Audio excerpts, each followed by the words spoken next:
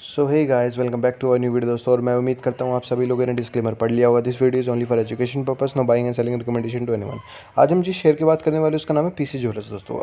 तो शेयर अभी currently trade कर रहा है 13 रुपये के लेवल पे, बिल्कुल सपोर्ट पे आ चुका है। आप देख सकते हैं मैंने ग्रीन में मार्क भी किया हुआ है सपोर्ट रेजिस्टेंस।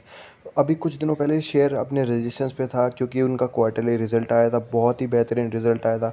उसके बाद दोस्तों इसमें क्या ऐसा हुआ जो इसमें डिप देखने को मिला, चलिए दोस्तों कुछ न्यूज़ कवर कर लेते हैं। पीसी ज्वेलर्स की कुछ इंपॉर्टेंट न्यूज़ कवर कर लेते हैं, जैसे कि टैरिफ, क्वार्टरली रिजल्ट, उसके बाद हमें एक डिप देखने को मिला, शेयर एएसएम लिस्ट में भी आ गया। चलिए सारे टॉपिक कवर करते हैं। सबसे पहले हम बात करेंगे यूएस टैरिफ की। यूएस ने 50% टैरिफ इंपोर्ट कर दिया, आप लोगों को पता ही होगा।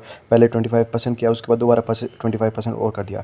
जेम्स एंड ज्वेलरी सेक्टर पे ही टैरिफ लगा है, और भी बहुत सारे सेक्टर है पर हमारा share James and jewellery sector में आता है तो हम इसकी बात करेंगे। शेयर रिएक्शन देख लेते हैं दोस्तों। सिर्फ 0.21% का हमें छोटा डिप देखने को मिला है, ज़्यादा इंपैक्ट नहीं हुआ है।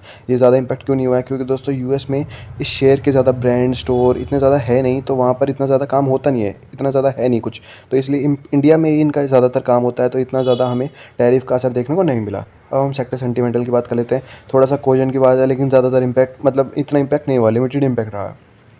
फाइनेंशियल ईयर की बात कर लेते हैं। अब हमारा जो रिजल्ट आया था उसमें आप देख सकते हैं प्रॉफिट हमारा 122% की ग्रोथ देखने को मिली है हमें ईयर ऑन ईयर। और सेल्स की बात करें तो 81% ईयर ऑन ईयर ग्रोथ देखने को मिली है, जो कि बहुत ही अच्छी बात है दोस्तों। इस बार कंपनी का प्रॉफिट अच्छा आया है। तो अब हम बात कर लेते हैं डेप्ट की। कंपनी बोल रही है कि इस साल के एंड तक, मतलब कि 2025-26 में वो अपना डेप्ट बिल्कुल डेप्ट फ्री हो जाएगी कंपनी। इसलिए इन्होंने, आप देख सकते हैं, फाइनेंशियल 2026 में 7.5% का रिडक्शन भी किया है। और दोस्तों अब हम बात कर लेते हैं बोर्ड एक्शन की। 500 करोड़ की फंड रेजिंग हुई है, बहुत ही अच्छी बात है कंपनी के लिए। फंड है कंपनी के पास। अब देख लेते हैं दोस्तों 27 और 28 तारीख को अभी 2025 में हमें एक डिप देखने को मिला था, वो उसका क्या रीज़न है दोस्तों। बेसिकली शेयर थोड़ा सा रेंज बाउंड में था, तो शेयर के ऊपर थोड़ा प्रेशर भी था, सेलिंग प्रेशर हमें देखने को मिला है। क्योंकि शेयर बेसिकली एएसएम लिस्ट में भी आ गया है, और कुछ यूएस का टैरिफ, मतलब ज़्यादा तो इम्पैक्ट नहीं है, पर वही 18 से 13 रुपये के आसपास में आ गया है शेयर दोस्तों। अब हम देख लेते हैं शेयर परफॉर्मेंस। एक महीने में दोस्तों -13% रिटर्न दिए हैं, 3 महीने में दोस्तों 4% रिटर्न दिए थे, एक साल में 20 से 21% रिटर्न दिए हैं। अगर हम 52 वीक हाई और लो की बात करें तो 19 रुपये का 52 वीक हाई था और 10 रुपये का 52 वीक लो था दोस्तों। ओवरऑल लुक देख लेते हैं। शॉर्ट टर्म में शेयर एएसएम डिप टैरिफ, लेकिन काफ़ी स्ट्रॉन्ग क्यूआई और डेप्ट फ्री टारगेट के कारण दोस्तों शेयर में डिप होने के बाद भी ज़्यादा उसमें शेयर में बाइंग देखने को मिल रही है दोस्तों।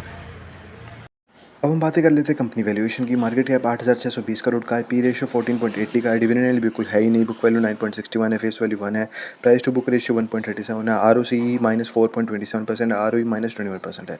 अब हम बात कर लेते हैं इन्वेस्टर रिटर्न्स की। आप देख सकते हैं 5 साल में अच्छा रिटर्न दिया है, 4 साल लॉन्ग टर्म के हिसाब से शेयर अच्छा रिटर्न दे रहा है, पर शॉर्ट टर्म के हिसाब से बहुत ही ज़्यादा नेगेटिव रिटर्न दे रहा है। अब हम प्रोमोटर होल्डिंग की बात कर लेते हैं। प्रोमोटर इस कंपनी में 39.38% है, प्रोमोटर्स मतलब कंपनी के मालिक। डी आई 8.56% है, एफ आई 0% है, अदर इसमें 24.58% है, जैसे म्यूचुअल फंड और बहुत सारी चीज़ें। पब्लिक इन्वेस्टर जैसे नॉर्मल रिटेल ट्रेडर 27.50% है। अब हम देख लेते हैं शेयर होल्डर पैटर्न में कुछ चेंज हुआ है नहीं है। प्रोमोटर ने अपनी थोड़ी सी होल्डिंग घटाई है, डीआई ने भी अपनी होल्डिंग थोड़ी सी घटाई है, एफआई ने भी बिल्कुल घटा दी है दोस्तों, पब्लिक इन्वेस्टर ने थोड़ी सी बढ़ा दी है, और अदर ने भी बढ़ा दी है दोस्तों। अब हम प्रॉफिट और लॉस की बात कर लेते हैं। 2025 में आप देख सकते हैं सेल्स बहुत ही ज़्यादा अच्छी हुई पिछले साल 2024 के हिसाब से। एक्सपेंस देखें तो वो भी बढ़ गया, अगर सेल ज़्यादा हुई तो एक्सपेंस भी बढ़ेगा। अब एक्सपेंस माइनस सेल्स कर देंगे तो हमारा ऑपरेटिंग प्रॉफिट 522 करोड़ निकल के आ जाएगा।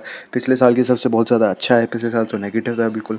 ओपीएम मार्जिन भी इस साल इंप्रूव हुए हैं 18, पिछले साल -28 था। अदर इनकम भी इंप्रूव हुई है, इंटरेस्ट भी घटा है तो बहुत अच्छी बात है। डेप्रिसिएशन भी घटा है पिछले साल के हिसाब से, बहुत अच्छी बात है। प्रॉफिट बिफोर टैक्स बहुत ही ज़्यादा इंप्रूव हुआ है पिछले साल के हिसाब से। टैक्स परसेंट की बात करें तो 27 और दोस्तों नेट प्रॉफिट इस बार 566 करोड़ माइनस पिछले साल की सबसे -625। सो दोस्तों इतना ही अभी इस शेयर के बारे में। Thank you for watching this video, please like share and subscribe. और मैं डिस्क्लेमर दोबारा से रिपीट कर देता हूँ, this video is only for education purpose, no buying and selling recommendation to anyone.